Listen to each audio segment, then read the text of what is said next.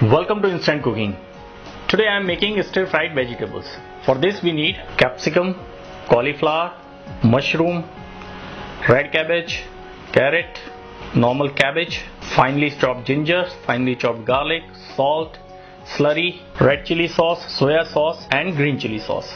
So in a pan add little oil, 1 teaspoon of very finely chopped ginger, 1 teaspoon of very finely chopped garlic. Now add finely chopped carrot, cauliflower, mushroom, mix it well. Now add 200 grams of very finely chopped cabbage. Remember, your flame should be high.